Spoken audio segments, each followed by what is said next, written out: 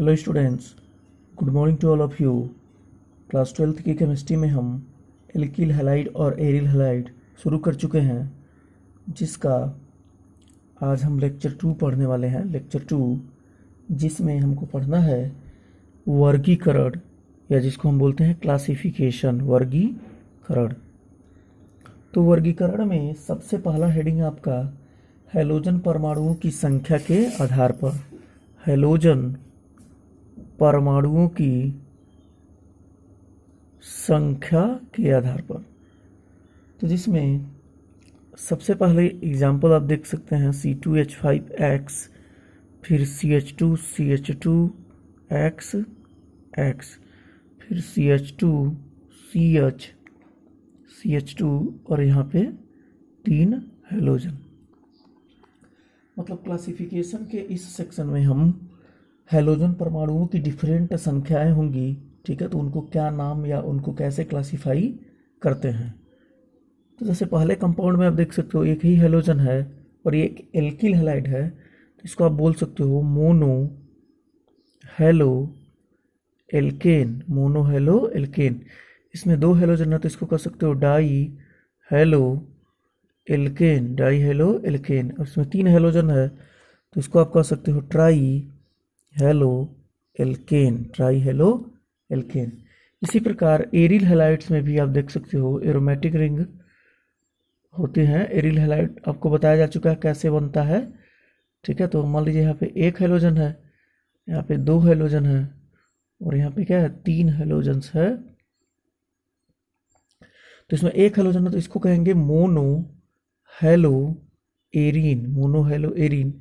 इसमें 2 हैलोजन है तो इसको कहेंगे डाई हेलो एरीन।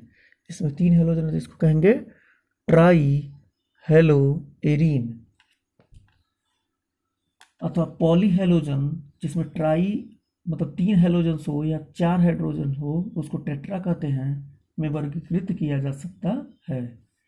उस कार्बन परमाणु के संकरण के आधार पर पुनः वर्गीकृत किया जा सकता है एल्किल हैलाइड को, जिसमें हैलोजन परमाणु आवंटित होता है। तो अगला क्लासिफिकेशन का जो बेसिस है वो ये है sp3CX आबंध युक्त यौगिक। युक्त यौगिक मतलब ऐसे यौगिक जो जिसमें कार्बन का हाइब्रिडाइजेशन संकरण क्या है, sp3 है। तो एग्जाम्पल के तौर पे जैसे मान लीजिए C, कार्बन की वैलेंसी 4 होती है आपको पता है, और एक हाइड्रोजन यहाँ पे जुड़ा ही होगा, और यहाँ पे एक एल्किल ग्रुप R1, दूसरा यौगिक है H, और 2 एल्किल ग्रुप R1 R2, तीसरा है कार्बन और तीनों एल्काइल ग्रुप R1 R2 और R3, और इससे जुड़ा हुआ एक हैलोजन। याद रखेंगे जो R1 है तथा जो R2 है तथा जो R3 है, सभी क्या है, एल्किल हैं, एल्काइल ग्रुप्स हैं, सभी एल्किल ग्रुप्स हैं। और यदि एल्किल ग्रुप्स हैं तो कार्बन कंटेनिंग कंपाउंड होंगे कि नहीं होंगे, कार्बन कंटेनिंग कंपाउंड होंगे। तो यहाँ पे क्लासिफिकेशन में देखिए हैलोजन जिस कार्बन से जुड़ा है, वो कार्बन कितने कार्बन से जुड़ा है वो उसको डिग्री डिफाइन करती है। तो देखिए यहाँ पे हैलोजन जिस कार्बन से जुड़ा है उसमें 2 हाइड्रोजन और एक कार्बन कंटेनिंग कंपाउंड है। मतलब हैलोजन जिस कार्बन से जुड़ा है वो वाला कार्बन बस एक ही कार्बन से जुड़ा हुआ है, तो इसको हम कहेंगे 1 डिग्री एल्किल हैलाइड। क्या कहेंगे, 1 डिग्री एल्किल हैलाइड या प्राथमिक एल्किल हैलाइड। इसमें आप देख सकते हो हैलोजन जिस कार्बन से जुड़ा है वो कार्बन 2 एल्किल ग्रुप या 2 कार्बन से जुड़ा है, तो इस कार्बन को कहेंगे 2 डिग्री एल्किल हैलाइड या द्वितीयक एल्किल हैलाइड।